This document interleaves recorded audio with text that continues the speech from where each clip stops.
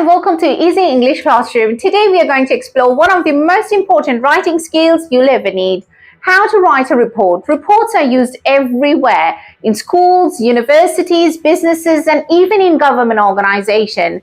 By the end of this lesson, you'll know exactly how to structure a report, what language to use, and how to make your writing clear and professional.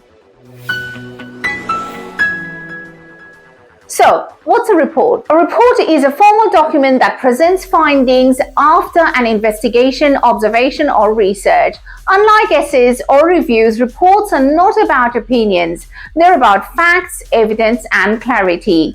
Think of a report as a tool for decision making. For example, a teacher might write a report on student progress. On the other hand, a company might prepare a report on customer satisfaction. Moreover, a scientist might publish a report on climate data. The key is that reports are factual, unbiased, and carefully organized. Let's have a look at the key features of a report. So a report should be clear and concise, no unnecessary words. Use a formal tone, no slangs, no colloquialism. Be organized into sections, often the subheadings and numbering. Include methods of data collection, surveys, interviews, observations, or statistics. Suit the audience, for example, a head teacher, manager, or a committee member.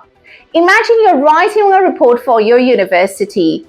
Would you use the same style as if you were writing for a newspaper? Of course not. The audience changes the tone and the detail. Let's have a look at the structure of a report. Number 1, title. Clear and formal. Name of the reporter. Who wrote it? Commissioner. Who requested the report? Date. When it was written. Introduction. Why the report is being written and what problem is being investigated. Methods and data collection. How information was gathered. Findings.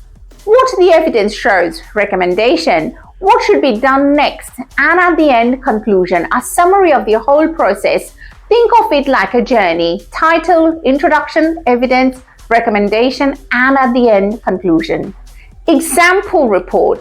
Here is a sample example. Imagine a report prepared for a restaurant watchdog group. Title, Customer Satisfaction Report. Reporter, John Smith. Commissioned by Tangytown Restaurants Watchdog. Date, 12th of October 2025. Introduction. This report investigates customer complaints about food quality and hygiene. Methods. Interviews with staff, surveys with customers, and observations of the kitchen practices. Findings. Customers reported long waiting times and inconsistent food hygiene. Recommendations. Improve staff training, introduce sticker hygiene checks, and reduce waiting times. Conclusion. The report highlights urgent areas for improvements to maintain customers' trust. Just notice how factual and structured it is. No opinion, just evidence leading to the clear recommendations. Now, it's your turn. Let's have a look at the question. You work in the head office of a large high street clothes retailer that has many branches throughout England. One of your responsibilities is to visit the company's shops as a mystery shopper and to report back to the head office on your experience.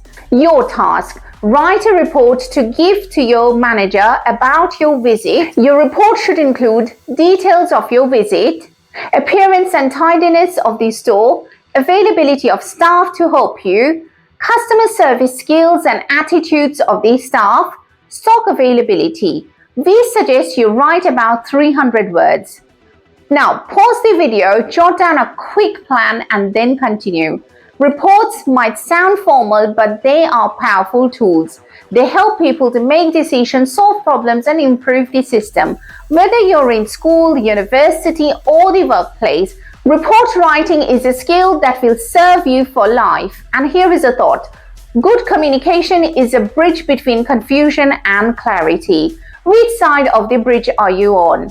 That's all for today's lesson. If you found this helpful, don't forget to like, subscribe, and share this video with your friends who are also learning English.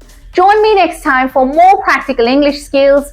Until then, take care and keep practicing because practice makes progress. Bye for now. I'll see you soon.